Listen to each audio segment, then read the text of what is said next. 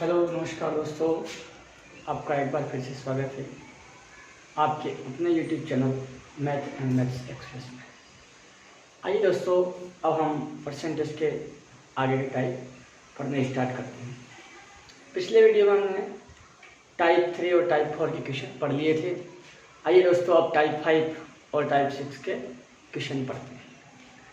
ठीक है दोस्तों, नेक्स्ट क्वेश्चन चलेगा अपना टाइप 5।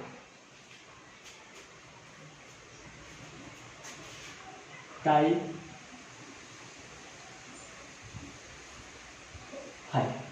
5 का क्वेश्चन है दोस्तों।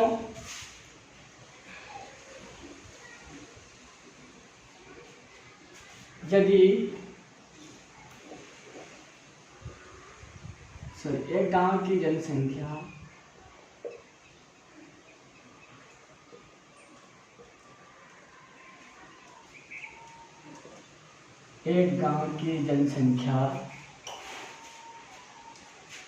में 10% की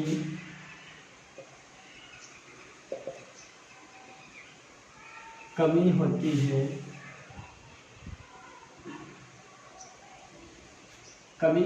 एक गांव की जनसंख्या में 10% की कमी होती है। यदि उसकी वर्तमान जनसंख्या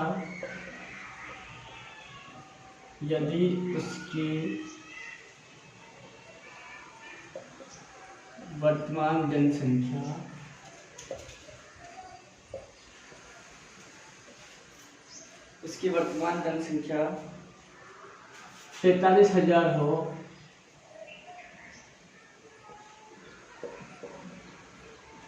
तो 3 वर्ष पश्चात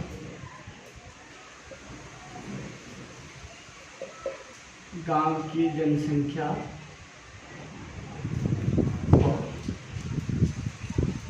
ठीक है दोस्तों, यदि एक गांव की जनसंख्या में 10% की कमी होती है, यदि उसकी वर्तमान जनसंख्या 45,000 हो तो 3 वर्ष पश्चात गांव की जनसंख्या क्या होगी, ये बताना है हमें क्वेश्चन में। ठीक है, पहले जो क्वेश्चन में क्या पूछा था वो वृद्धि पूछ रहा था, यहाँ उसने क्या पूछा है, कमी पूछा है। ठीक है दोस्तों, क्या लिखेंगे हम, यहाँ पहले और यहाँ बाद में। ठीक है, ये पहले की जनसंख्या है, बाद की दोस्तों 10% की कमी है, माइनस से प्रदर्शित करेंगे, 10% की वैल्यू उठाएंगे 1/10। ठीक, अगर पहले गांव की जनसंख्या 10 है तो बाद में कितनी हो जाएगी, 9, क्योंकि कमी हो रही है दोस्तों। ठीक है, 1 यूनिट की हमारे हिसाब से कमी हो रही है। अगर पहले हमारे हिसाब से जनसंख्या 10 थी तो बाद में जनसंख्या 9 हो जाएगी। ठीक है, अब देखेंगे हम कितने वर्ष की पूछ रहे हो, ये 1 वर्ष के लिए हो गई। ठीक है, ये फर्स्ट ईयर है। अब देखेंगे सेकंड ईयर, समान कमी हो रही है, अनिश्चित कमी है, तीनों वर्षों में 10% दे रखा है। ठीक है, अगर वो अलग अलग प्रतिशत की कमी देता तो हम अलग अलग वैल्यू परसेंटेज की रखनी पड़ती, लेकिन यहाँ 10% की कमी है लगातार 3 वर्षों तक। ठीक है, दूसरे वर्ष में भी क्या हो जाएगा, 10 से 9, फिर तीसरे वर्ष में भी क्या हो जाएगा दोस्तों, 10 से 9। ठीक है, अब अपने हिसाब से जनसंख्या, यहाँ हमेशा क्या करते हैं हम, इंटू करते हैं, हमें पता है। तो अपने हिसाब से जनसंख्या कितनी होगी दोस्तों, 1000, तो बाद में कितनी हो जाएगी, 729। ठीक है दोस्तों, अपने हिसाब से पहले जनसंख्या अगर 1000 थी तो 10% की लगातार 3 वर्षों के लिए कमी हो रही है, तो जनसंख्या बाद में कितनी हो जाएगी, 729। ठीक है, अब उठाते हैं हम वर्तमान जनसंख्या कितनी है। ठीक है दोस्तों, अपने हिसाब से वर्तमान जनसंख्या 1000 आ रही है और क्वेश्चन में दे रखा है 45,000, तो यहाँ से हम क्या करेंगे, 1 यूनिट का मान प्राप्त करेंगे। ठीक है दोस्तों, यहाँ से 1 यूनिट का मान प्राप्त हुआ अपने 45। ठीक है, अब यहाँ से 45 1 यूनिट का मान प्राप्त हो चुका है, तो अपने हिसाब से गांव की जनसंख्या 3 वर्ष बाद कितनी हो रही है, 729 यूनिट। तो यहाँ निकालेंगे हम 729 इंटू 45 से इंटू कर देंगे। ठीक है, 729 का 45 से इंटू करेंगे,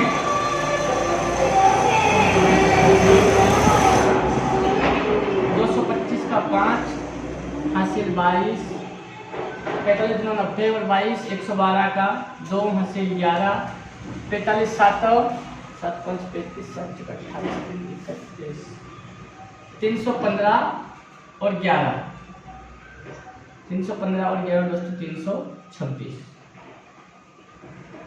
दोस्तों, सॉरी 326। 3 वर्ष पश्चात गांव की जनसंख्या क्या हो जाएगी? 32,625। और ये हमारा क्या हो जाएगा दोस्तों? आंसर हो जाएगा। ठीक है दोस्तों,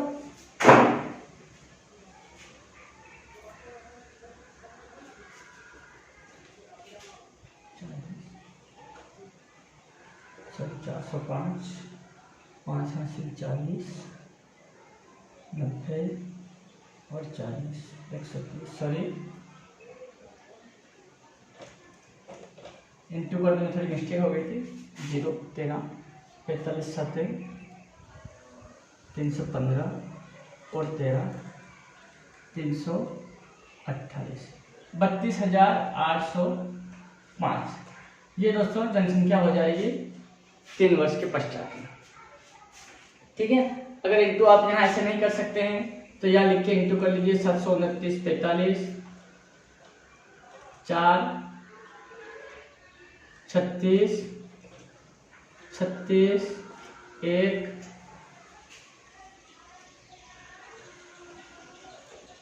5 0 8 6 दोस्तों 46,805 जो है हमारी जनसंख्या हो जाएगी। ठीक है दोस्तों, अब पढ़ते हैं हम अगला क्वेश्चन। टाइप 5 का अगला क्वेश्चन पढ़ेंगे।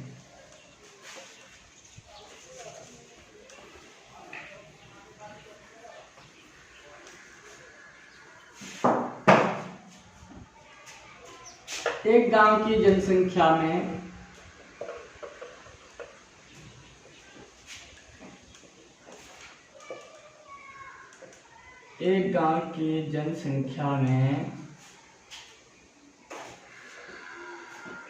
प्रथम वर्ष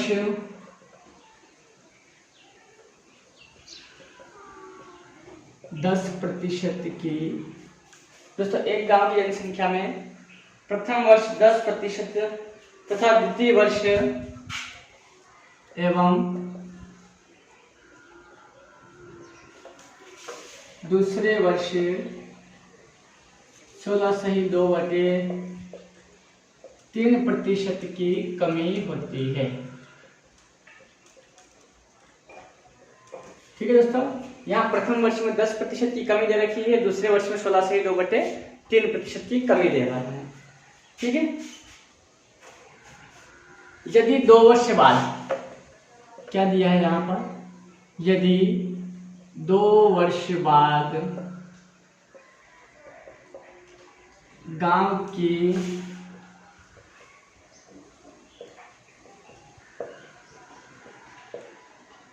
जनसंख्या 2 वर्ष बाद गांव की जनसंख्या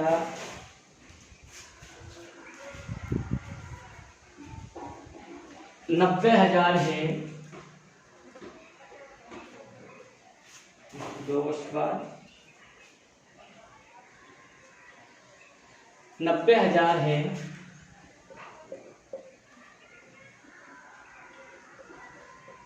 तो गांव की वर्तमान जनसंख्या होगी। ठीक है दोस्तों, यहाँ ध्यान देने वाली बात है, पहले क्वेश्चन में उसने लगातार 3 वर्षों में एक ही प्रकार की कमी बताई थी। ठीक है, यहाँ क्या कर रहा है, उसने दोनों चीजें चेंज कर दी। प्रथम वर्ष में 10% की कमी बता रहा है और दूसरे वर्ष में 16.2/3% की। ठीक है, तीसरा पॉइंट उसने टर्न किया है वो है कि पहले क्वेश्चन में उसने दिया था कि वर्तमान जनसंख्या दे रखी थी, लेकिन दोस्तों इसमें यहाँ उसने क्या दे दिया है, 2 वर्ष बाद की जनसंख्या दे दी है और वर्तमान जनसंख्या पूछ ली है। दोस्तों इसको हम कैसे निकालेंगे, आइए हम अगले क्वेश्चन में देखते हैं। ठीक है, इस क्वेश्चन में वही करना है हमें, यहाँ पहले लिखेंगे और यहाँ पर बाद में। ठीक है दोस्तों, क्वेश्चन को देख के घबराना नहीं है, स्टेप बाय स्टेप क्वेश्चन करेंगे हम, आसानी से उसके आंसर आ जाएंगे। ठीक है, जहाँ रख दिया हमने, पहले की जनसंख्या लिख दी, बाद में लिख दी, ठीक है। अब क्या उठाते हैं हमारे पास क्वेश्चन में, परसेंटेज की फ्रैक्शन, ठीक है दोस्तों। प्रथम वर्ष के हिसाब से ये फर्स्ट ईयर हो गई, क्या हो रहा है, कमी हो रहा है, माइनस से प्रदर्शित करेंगे, वैल्यू निकालेंगे 1/10, ठीक है। अगर दोस्तों पहले जनसंख्या 10 थी तो बाद में कितनी हो जाएगी, 9, ठीक है दोस्तों। पहले जनसंख्या 10 थी हमारे साथ, तो बाद में 9। अब लेते हैं दूसरे वर्ष की, क्या है, यहाँ भी कमी है, ठीक है। इसको माइनस से करेंगे, 16 सही 2/3%, और इसकी फ्रैक्शन क्या होती है दोस्तों, 1/6। ये हो गए हमारे दूसरे वर्ष की। अगर पहले जनसंख्या 6 थी तो बाद में कितनी हो जाएगी, 5 हो जाएगी, क्योंकि दोनों वर्षों में जो है कमी हो रही है, ठीक है दोस्तों।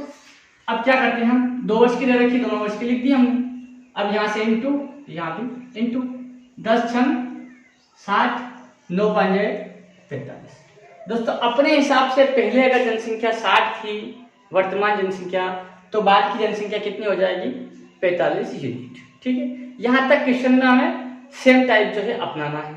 यहाँ से अब क्या करेंगे, हम थोड़ा सा चेंज होगा। दोस्तों पहले क्वेश्चन में क्या था, उसने वर्तमान जनसंख्या दे दी थी, इस यूनिट का जो है मान दे रखा था और इसका पूछ लिया था, ठीक है। लेकिन इसने इस क्वेश्चन में क्या है, थोड़ा सा चेंज कर दिया, उसने इसका मान ना दे करके इस चीज का, इस यूनिट का मान जो है दे रखा है और इसका पूछ लिया। तो दोस्तों हम आसानी से निकाल सकते हैं, यहाँ से 1 यूनिट का मान निकाल रहे थे, इसकी बजाय हम यहाँ से 1 यूनिट का मान निकाल रहे हैं। तो आइए देखते हैं, ये अपने हिसाब से बाद की जनसंख्या 2 वर्ष पश्चात की कितनी हो रही है दोस्तों, 45। लेकिन उसने क्वेश्चन में क्या दिया है, 90,000, ठीक है दोस्तों, 90,000 दे रखा है। तो यहाँ से 1 यूनिट का मान हमें प्राप्त हो जाएगा, 45 दूनी 90, और 1 2 3 3 की 3 0 ऐसे हटा देंगे, 1 यूनिट का मान प्राप्त हो गया, हमें कितना आया हमारे हिसाब से 2000, ठीक है दोस्तों। अब यहाँ से हम क्या कर लेंगे, वर्तमान जनसंख्या का मान निकाल लेंगे। अपने हिसाब से वर्तमान जनसंख्या 60 यूनिट है और 1 यूनिट का मान 2000 है, तो 6 दूना 12, 1,20,000। तो वर्तमान जनसंख्या बराबर 60 इंटू 2000 बराबर 1,20,000, और यही हमारा क्या हो जाएगा, आंसर हो जाएगा दोस्तों। तो ठीक है, कुछ भी नहीं करना है हमें, बस स्टेप बाय स्टेप क्वेश्चन करना है और आसानी से उसका आंसर हम निकाल सकते हैं, ठीक है दोस्तों। यहाँ चाहे इसका मान दे तो भी हम निकाल सकते हैं, इसका मान दे तो भी हम आंसर निकाल सकते हैं। तो दोस्तों मुझे लगता है कि कोई भी आपको परेशानी ऐसे प्रश्नों में नहीं आएगी, और अगर आती भी है तो आप कमेंट बॉक्स में जरूर लिखिएगा। मैं आपको फिर से समझाने की कोशिश करूंगा और मुझे आशा है कि आपको जरूर समझ में आएगा, ठीक है दोस्तों। तो ये टाइप 5 के जो कुछ क्वेश्चन थे इस टाइप के हमने किए हैं दोस्तों। सारे क्वेश्चन तो आपको पता है कि हम कर नहीं सकते हैं, इसलिए कुछ क्वेश्चन, एक दो क्वेश्चन में हर टाइप के बता दूंगा, उससे आपका टॉपिक कवर हो जाएगा। उसके बाद भी आपको लगता है कुछ असमंजस लगता है या कुछ समझ में नहीं आता है, तो आप पुनः कमेंट बॉक्स में कुछ क्वेश्चन भेज दीजिएगा, मैं उनको भी सोल्व करके बता दूंगा, ठीक है। आइए दोस्तों अगला टाइप स्टार्ट करते हैं, टाइप 6।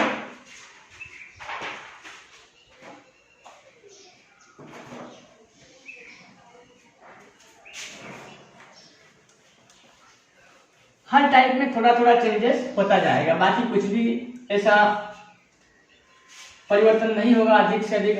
हर क्वेश्चन में यही टाइप अपनाना है, लेकिन कुछ न कुछ हर टाइप में चेंज होता जाता है। अब टाइप 6, ठीक है, टाइप 6 का क्वेश्चन लिखिए। एक फ्रिज के मूल्य में, एक फ्रिज के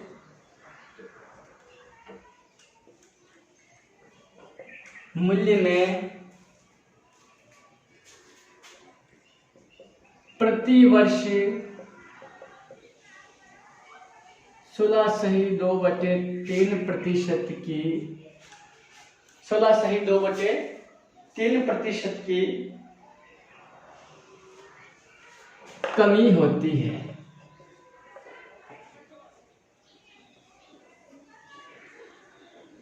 ठीक है। 16.2/3% की कमी होती है। फ्रिज का 3 वर्ष पश्चात फ्रिज का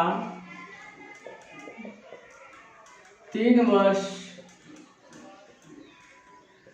पश्चात का मूल्य क्या होगा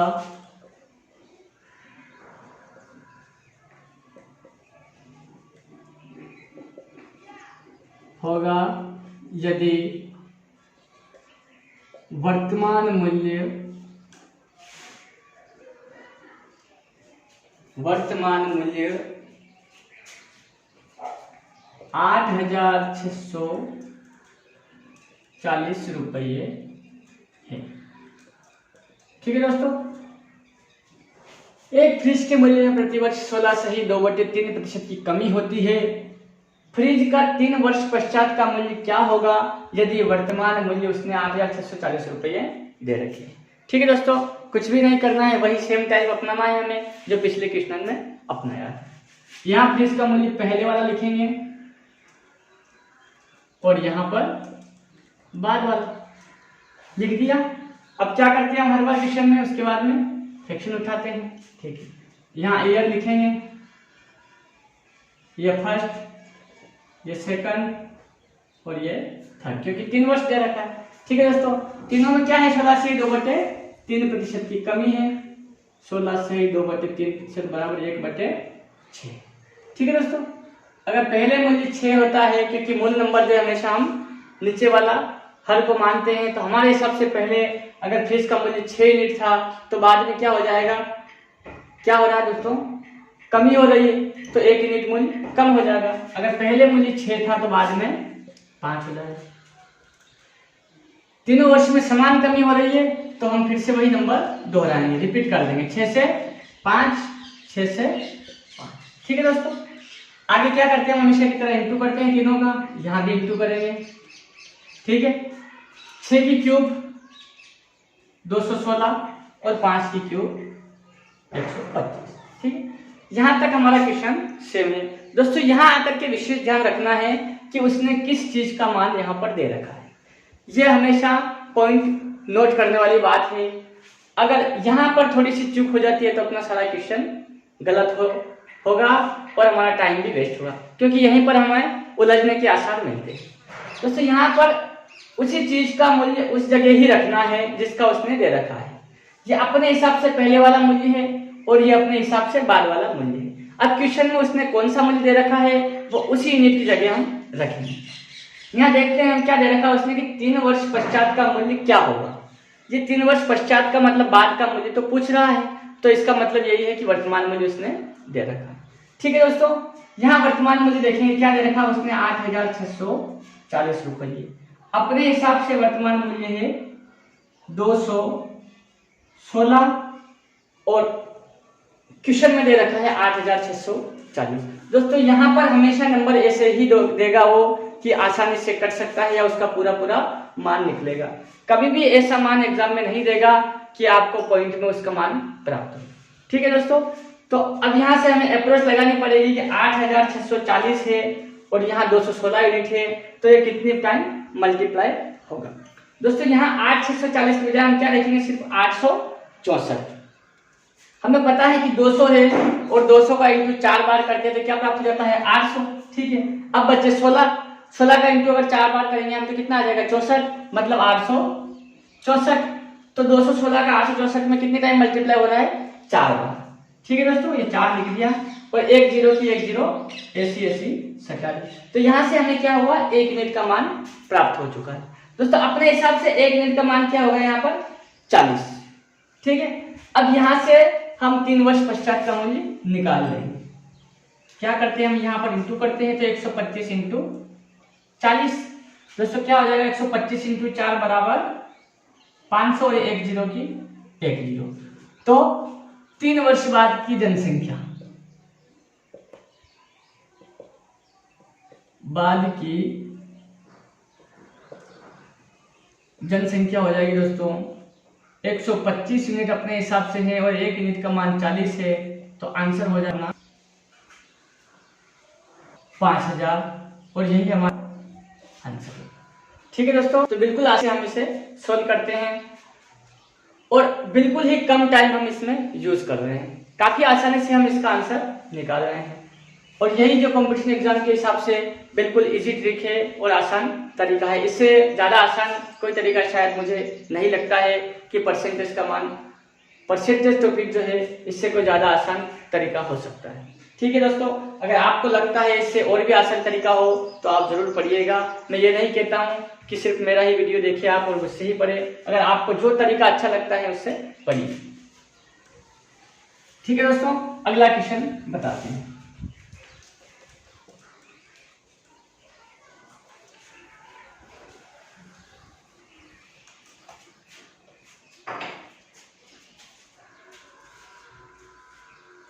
एक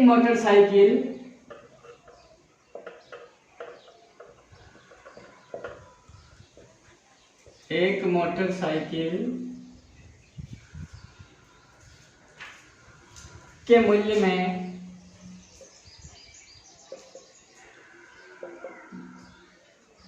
प्रथम वर्ष, एक मोटरसाइकिल के मूल्य में प्रथम वर्ष दोस्तों 11.1/9% तथा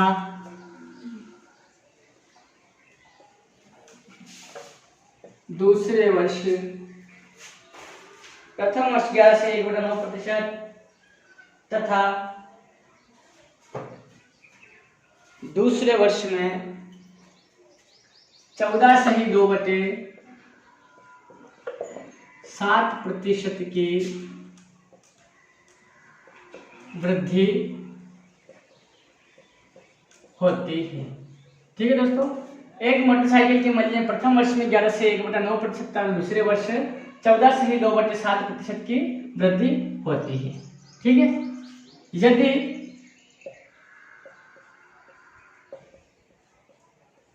मोटरसाइकिल का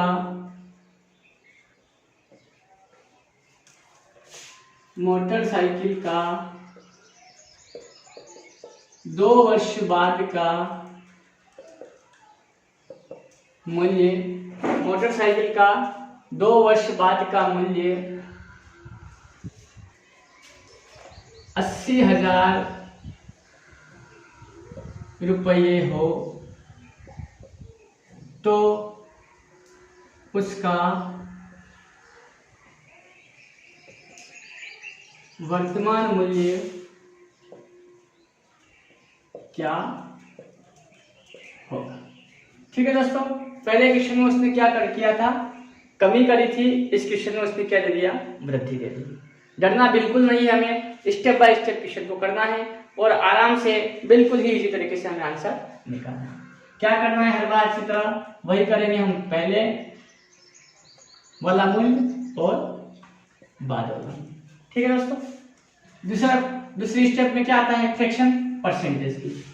11.1/9% की वैल्यू हो जाएगी 1/9 और वृद्धि हो रही तो प्लस में करेंगे, दोनों में वृद्धि हो रही तो प्लस में करेंगे। दूसरी है 14.2/7 बराबर 1/7।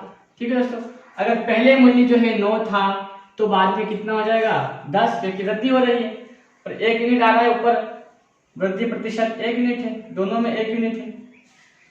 दूसरे वर्ष में अगर पहले मूल्य 7 था तो बाद में कितना हो जाएगा 8। ठीक है दोस्तों, 2 वर्ष का हो गया ये इंटू ये। अब 9 से आते 63 और 10 से आते 80 यूनिट। ठीक है दोस्तों, अपने हिसाब से मोटरसाइकिल का पहले मूल्य अगर 63 था तो वृद्धि के पश्चात 2 वर्ष पश्चात उसका मूल्य कितना हो जाएगा 80 यूनिट। ठीक है, यहाँ तक कर लिया। अब आगे क्या करते हैं, हमेशा की तरह वैसे ही 1 यूनिट का मान यहाँ से प्राप्त करें। ठीक है दोस्तों, अब देखने वाली बात है कि उसने मूल्य कौन सा दे रखा है, वर्तमान दे रखा है या बाद का। देखो दोस्तों, यहाँ पर लिख रखा उसने 2 वर्ष बाद का मूल्य। ठीक है, इस पॉइंट पे हमेशा ज्यादा फोकस करना है, विशेष तौर से हर क्वेश्चन में, और एक इस चीज पे कि वो वृद्धि कर रहा है या कमी कर रहा है। अगर इन दोनों पॉइंट पे आपका फोकस रहेगा तो क्वेश्चन कभी भी गलत होने की संभावना नहीं होगी। ठीक है, वृद्धि हो रही है, हमने वृद्धि कर दी है। अब दोस्तों 1 यूनिट का मान निकालना है और यहाँ पर दे रखा है कि 2 वर्ष बाद का मूल्य अपने हिसाब से 80 यूनिट है, क्वेश्चन में दे रखा उसने 80,000। 1 यूनिट का मान क्या प्राप्त हो गया यहाँ से 1,000। ठीक है दोस्तों, अपने हिसाब से 1 यूनिट का मान 1,000 प्राप्त हो गया। अब हम आसानी से पहले वाला मूल्य प्राप्त कर सकते हैं। अपने हिसाब से पहले का मूल्य कितना है 63 यूनिट। ठीक है दोस्तों, 63 यूनिट मान है और 1 यूनिट का मान हमारे पास आ गया 1,000। तो वर्तमान मूल्य क्या हो जाएगा 63 इंटू 1,000। 63 लिख के जितनी जीरो है उतनी कितनी जीरो सटा देंगे और यही हमारा क्या हो जाएगा आंसर हो जाएगा। ठीक है, तो बिल्कुल इजी तरीके से जो हम इसी प्रकार से परसेंटेज के आगे जितने भी टाइप है सारे क्वेश्चन जो है इसी तरीके से हम आसान तरीके से सॉल्व करेंगे।